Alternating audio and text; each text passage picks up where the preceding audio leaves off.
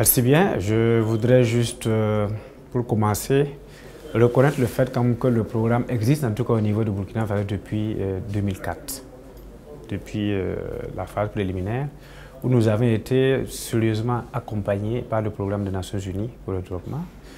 Et du point de vue impact du programme sur le terrain en matière de lutte contre la pauvreté des femmes en milieu rural, l'impact est indéniable. En termes d'apport d'énergie au profit des femmes au niveau du milieu rural, si vous arrivez véritablement, vous vous rendez compte que les conditions de vie ont changé. Au niveau des femmes, les conditions de vie ont changé. Au niveau des artisans, les conditions de vie ont changé.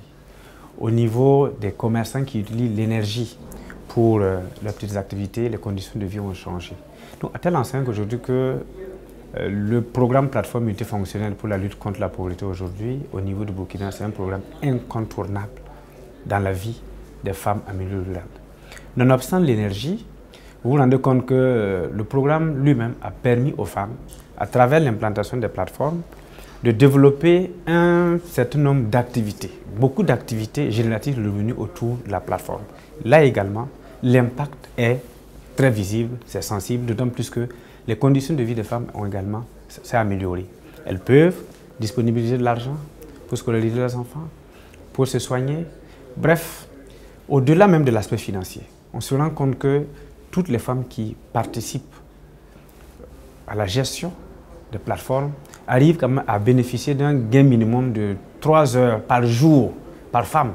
Donc le fardeau ressenti au niveau des femmes a également diminué. Donc, ce qui fait que, véritablement, nous ne sommes pas en mesure de faire le point exhaustif des bienfaits du programme plateforme multifonctionnelle sur la vie des femmes, mais l'essentiel, nous savons que c'est énorme, c'est sensible, c'est visible, ça se passe de commentaires. Il suffit d'aller autour de la plateforme, d'échanger avec les femmes, de voir comment elles vivent, comment elles sont organisées. Vous vous rendez compte que, véritablement, si le programme là n'existait pas, il fallait impérativement faire en sorte que là où il se trouvait, qu'on l'amène au bénéfice de nos populations rurales notamment. Je voudrais à cette occasion surtout remercier le PREP d'avoir associé une fois de plus le programme plateforme de Burkina Faso à cette session de formation des formateurs et de lancement de la version 3 de l'outil de suivi-évaluation OAS 3. Bon, effectivement, depuis le début jusqu'à maintenant, comme on l'a si bien indiqué à travers les différentes communications qui ont eu lieu, le Burkina fait partie, à l'instar du Mali, à l'instar du Sénégal, à l'instar de la Guinée, des pays considérés comme pays cobayes, ceux-là qui ont essayé, ceux-là qui ont expérimenté la version OAS depuis l'origine jusqu'à ce jour. Mais ce que je peux constater, la différence essentielle entre les versions précédentes et celle-là, est liée au simple fait que cette version intègre non seulement la base de données, mais le volet cartographie qui permet d'avoir un visuel sur l'ensemble, c'est-à-dire l'implantation des plateformes sur l'ensemble du pays. C'est important pour les partenaires, c'est important pour le gouvernement, c'est important pour tous ceux qui utilisent les services ou les investisseurs qui voudraient un jour s'intéresser à ce qui se fait, de voir quand même ce visuel-là. Donc ça, c'est déjà un acquis. Au-delà de la cartographie, il y a le fait que cette version 3 associe une boutique en ligne. Là également, ça permet à tous ceux qui sont intéressés, notamment tous ceux qui manipulent aujourd'hui les différents instruments de la technologie et de la communication, de pouvoir ne serait-ce qu'à partir d'un clic s'assurer de ce qui existe en termes de produits dans n'importe quel pays, tous les pays associés, les pays aujourd'hui qui ont en partage le programme plateforme. Ça, c'est indéniable, ce qui n'existait pas avant. Je peux rester au Burkina, voir un peu l'ensemble des produits qui sont exploités au niveau de la plateforme au Sénégal, au Mali, en Guinée et ailleurs. Ça, c'est un avantage certain qu'on n'avait pas avant.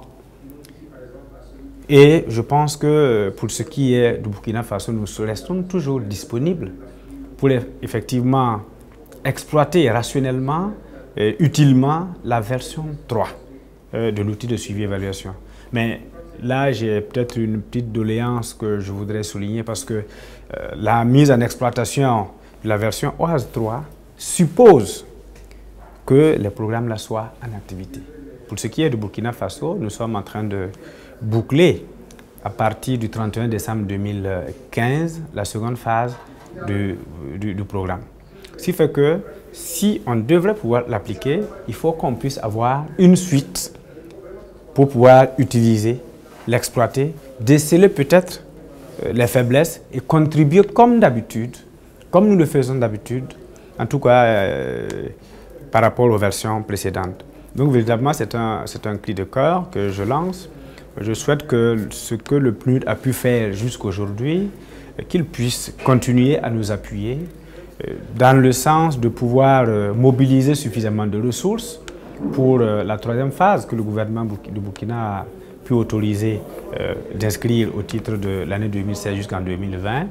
Et à cette occasion, nous aurons l'occasion d'expérimenter, d'exploiter suffisamment la version OAS 3 et pourquoi pas apporter notre contribution pour l'amélioration de cet outil qui ne se limite pas uniquement au niveau de l'Afrique de l'Ouest, puisqu'il est utilisé aussi par les autres pays de l'Afrique centrale qui sont en train d'expérimenter à leur niveau aussi le programme plateforme. Donc voilà ce que je peux donner de façon ramassée.